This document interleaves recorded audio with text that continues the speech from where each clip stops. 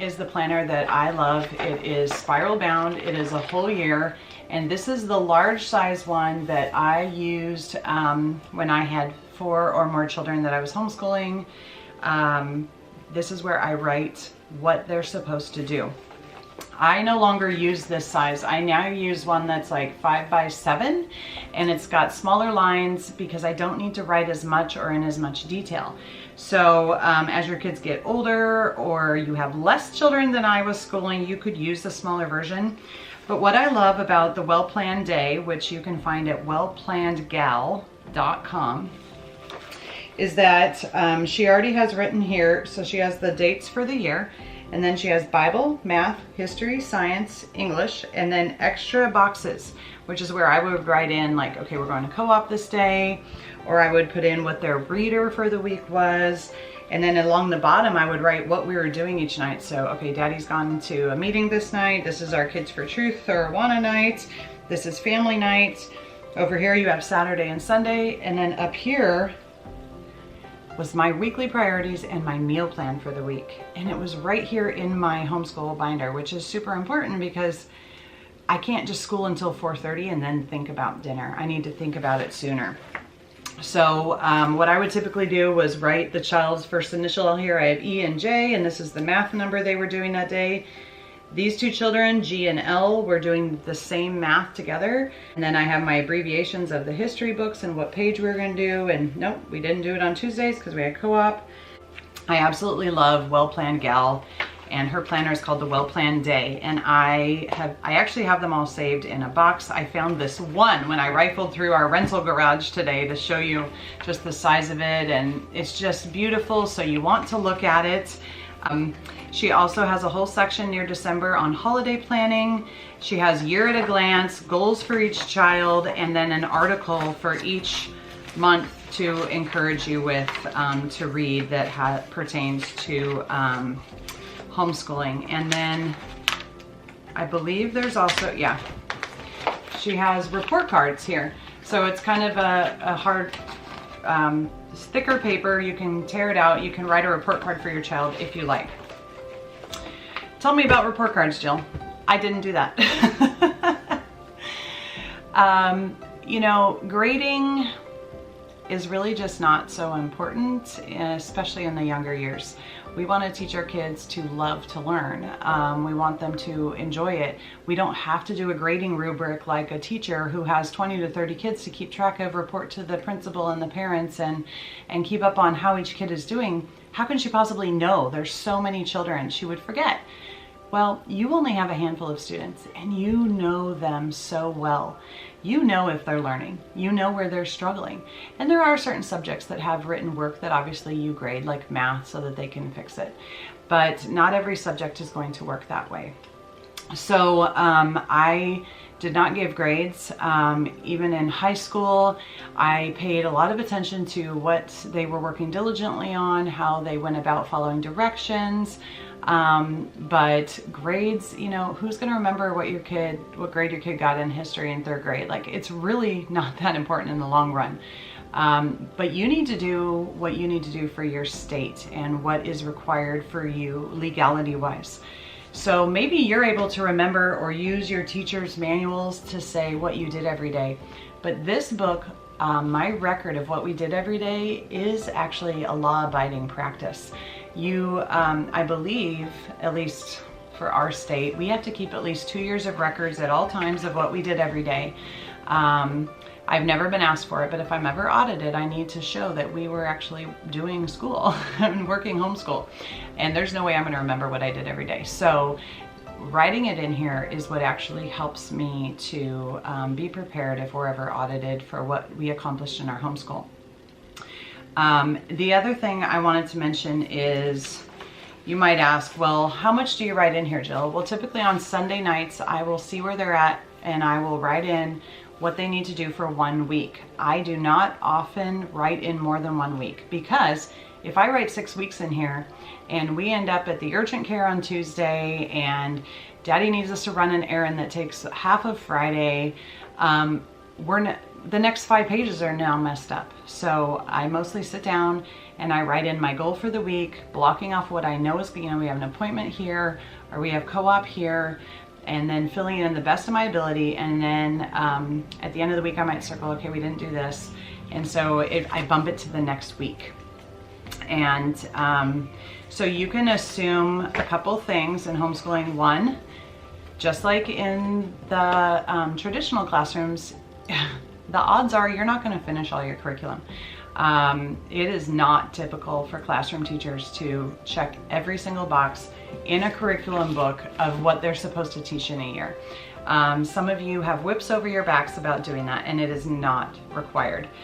Now, on average, with the pace of our lives, it takes me a solid 12, 13 months to accomplish 1 year's worth of work. And sometimes that's doubling things up at the end or letting some things go at the end. And that is just reality. We have not taken a summer off until last year. Well, we used to take summers off and then I had child number 6. And child number 6 was born in the fall. So I tried to start early, took a month off when the baby was born, got back into school. But for 8 solid years of having 6 children and being in the thick of everyone being home and in school, we didn't take a summer off. We would take 2 days a week off in the summer, 1 for the pool, 1 for the beach, and then 3 days a week we were doing school, because we took days off when grandparents came in town, or we took a trip to Disney, or we drove to New York in the fall. We typically take 3 weeks off in December because there's so many fun Christmassy Advent things to do and nobody's in the mood to school. So the reality is it takes me a full year to actually get through almost all the curriculum. To know what to write in my planner, I get out each curriculum book and I look at how many we have to do in a year. Now, each of our math curriculums has, each year kind of has a different number of lessons in it. But for example, a school year is supposed to be 180 days. This math book has 120 lessons because it is for 4th grade.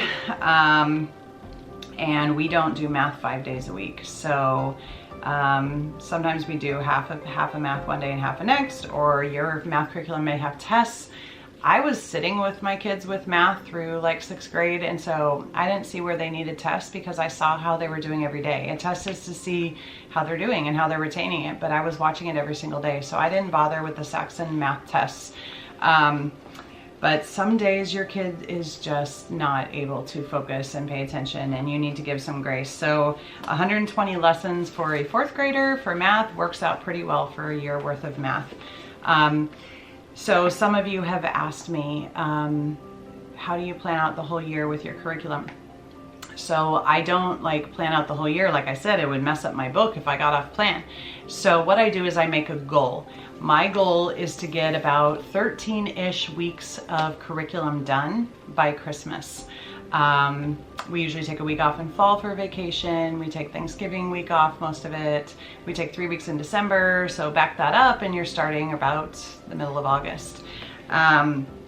So my goal in all my curriculums is to do about 13 weeks. So I would count probably 4 days a week for this and figure out what is my goal that I want to get to by Christmas. And I'll be honest, I don't often get right to my goal, but I am pretty laid back about that. I do want to show you my major curriculum book. This is an example of my teacher guides. This is the curriculum that we use, and one of the main reasons we chose it was for the teacher guide. If you can't make the curriculum work, you can't teach it to anyone. There is a ton of curriculum out there, and it all works for somebody. But it has to be working for you. And so back at the beginning, Mark and I looked at different curriculums. We thought, what is best Mark and I? Because we are the teachers, mainly me, but he's my support and the principal. So we looked at these teacher guides, and they made sense to me. And the real books of this curriculum, instead of textbooks, was us. We love books, we collect books, and so we chose this curriculum. But I love this because it has the 36 weeks of the year, and they're all labeled here. And then it has what I'm supposed to do each day if I were to do it for a week. So we have Bible, history, read alouds, and readers. And then I have another page that looks like this that is just for literature, and one for science. This curriculum does all of those on one page, and then I have a science plan with questions and so forth. And then I have one for language arts, which I piece language arts together a little bit. While I'm here and I'm talking about planning, I just want to encourage some of you to try not to switch curriculums every single year. And try to find a curriculum that suits you. Now I have 6 different children, and I can't promise that this is going to work in every family, but the curriculum fit me, and it worked with 6 children. Very different children. Now here and there you might have to change for a child who has a particular learning disability or whatever, but for the most part, as much as you can stay with one main solid core curriculum throughout the years, I just personally super encourage that, because you'll know that you are progressing through a curriculum and you're not leaving holes, and you're not trying to relearn something every year. So there is such a getting back on the bicycle in our home every year of, okay, you finished core F and now we're moving on to core G, and there's a familiarity about it. It is rich. We do not check every single box, but all of the books and the teacher manuals I'm able to reuse from year to year, and we have done it with all 6 of our children. So take this manual, go to week 13, say, okay, this is my goal. Sometimes I'll just take this out and put it in its own binder. This is my goal by Christmas, and this is my math goal by Christmas. And then what I do is I make each of the kids their binder of their schoolwork. We have science papers, blank notebook paper for spelling, and math when they have to do computations. And this is his little schedule of how I expected him to do every day. So it has time, and it says, you know, Bible and breakfast, chores, and then I want you to do pre-algebra, your language arts. So he had writing, dailygrams, spelling, and wordly wise. Then I want you to work on your history for core J. Then you're gonna have your lunch. Then you're gonna have quiet reader time. Then you're gonna do your science, etc. throughout the day.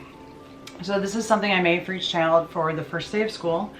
Some of the years I took the list from the curriculum of what books to read, and I made a list for each child so that it was easy for them. We didn't have to go to this book. It was easy for them to see what their next reader was. We had it really handy and laminated.